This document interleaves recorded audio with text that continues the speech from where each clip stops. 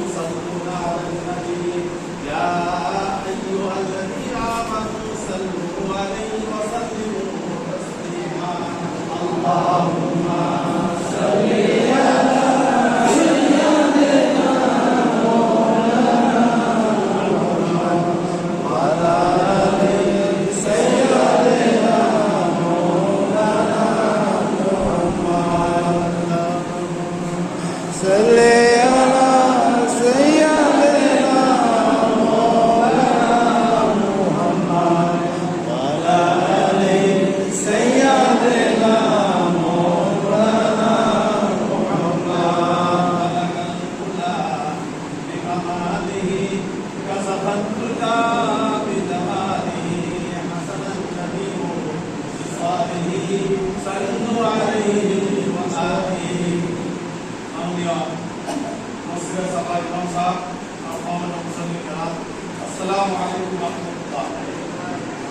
আজি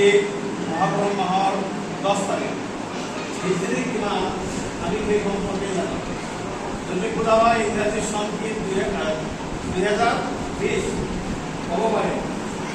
কিন্তু অসমীয়া খুদিলেও অলপ ক'ব পাৰে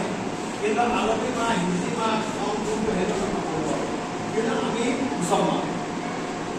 আজি এইটো চন হৈ গ'ল 1442 হিজৰী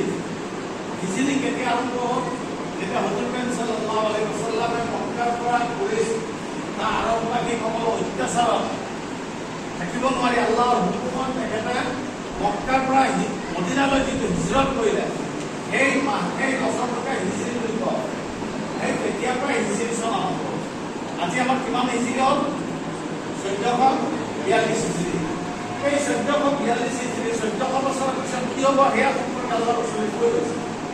আল্লাহ রসুল সাল্লাল্লাহু আলাইহি ওয়াসাল্লামে যিটো দিন কৈছে সেই দিনটো আলিউমা আকমালতু লাকুম দীনাকুম ওয়া আতমামতু আলাইকুম নি'মাতি ওয়া রাদিতু লাকুম ইসলাম দীনা মই তোমালোকৰ ওপৰত ইছলামক সম্পূৰ্ণ মুকম্মল কৰি দিলোঁ জীৱন বিধান হিচাপে আল্লাহ তাআলা এইটো কোৰআন শৰীফৰ শেষ আয়াত এই আয়াতৰ পিছত কোৰআন শৰীফৰ কোনো আয়াত নাজিল হোৱা নাছিল এইটো যিসকলে হজ কৰিব গৈছে আৰু সকলোৱে লাষ্ট আয়াত নাজিল হৈছে যে ইছলামৰ জীৱন বিধান আমি জীবন বিধান মানে আমি ভাবি লৈছো ইসলাম মানে নামাজ ইসলাম মানে পূজা ইসলাম মানে হজ আৰু ইসলাম মানে যাকাত এইটো নহয় জীবন বিধান মানে জন্মৰ পৰা মৃত্যুলৈকে আমাৰ কৰণীয় সকলো কাম আল্লাহ ৰাসূল সাল্লাল্লাহু আলাইহি ওয়াসাল্লামে কৰি দেখাই গৈছে আৰু সেই মতে চলাটোৱে হ'ব আমাৰ ইসলামিক জীবন বিধান আজি আমাৰ মাজত কিমান অনা ইসলামিক কাম চলি আছে